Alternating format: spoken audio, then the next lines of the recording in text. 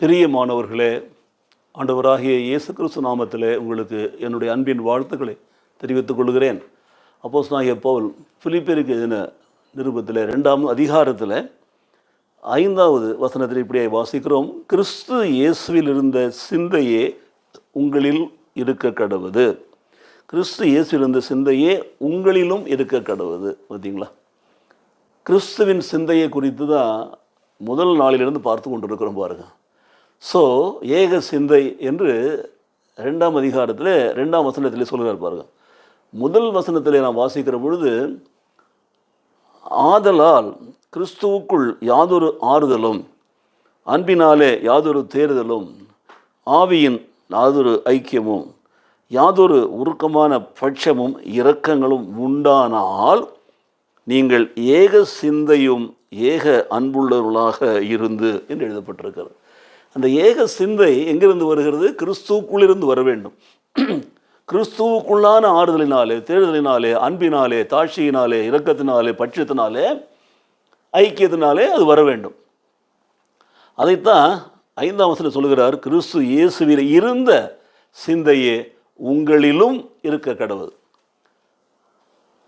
ஆண்டவர் இயேசு தன்னை தாழ்த்தினார். சிலுவை மரணம் மட்டும் தன்னை தாழ்த்தினார். தாழ்த்துகிறவர்களை உயர்த்துவேன் என்று சொன்னார்.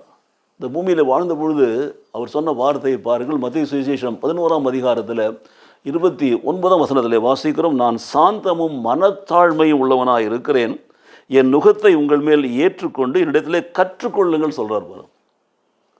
Accept my yoke, learn from me. தாழ்மையை கற்றுக்கொள்ளுங்கள், சாந்தத்தை கற்றுக்கொள்ளுங்கள், அப்பொழுது உங்கள் ஆத்துமாக்களுக்கு இளைப்பாறுதல் உண்டாகும். ஸோ நான் சாந்தமும் மனத்தாழ்மையும் உள்ளவனாக இருக்கிறேன், என் நுகத்தை ஏற்றுக்கொண்டு என்னிடத்திலே கற்றுக்கொள்ளுங்கள். கிறிஸ்து இயேசுவுக்குள் இருந்த சிந்தை உங்களிலும் இருக்க கடவுது.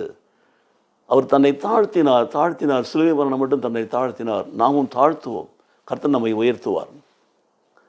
யாரெல்லாம் தாங்களை உயர்த்துகிறார்களோ அவர் தாழ்த்தப்படுவார்கள். மாறாக தங்களை தாழ்த்துகிறவர்கள் உயர்த்தப்படுவார்னு சொல்லி வேதம் சொல்லுகிறது. தாழ்மை உள்ளவர்களுக்கு கிருபை அளிக்கிறார் என்று வேதத்தில் வாசிக்கிறோம். சொல்லிக்கொண்டே போகலாம். எனக்கு பிரியமானவர்களே, நம்முடைய வாழ்க்கையில் கிறிஸ்து இயேசுவுக்குள் இருந்த அதே சிந்தை, அதே சாந்தம், அதே மனத்தாழ்மை நமக்குள்ளும் இருக்க வேண்டும் என்று சொல்லி தேவனிடத்தில் நாம் கேட்போம். உங்களிலும் இருக்க கடவுள் என்று சொல்லி பவுல் சொல்லியிருக்கார் அல்லவா?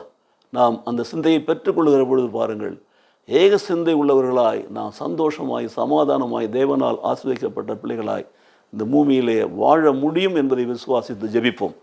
நல்ல தகப்பனே, நன்றி நிறைந்த உள்ளத்தோடு நாங்கள் நம்மை துதிக்கிறோம் சுவாமி. அப்போஸ்தலனாகிய பவுல் எழுதின பிலிப்பியருக்கு நிருபம் 2ஆம் அதிகாரத்தில் 5ஆம் வசனத்தில் இப்படியா நாங்கள் வாசிக்கிறோம்.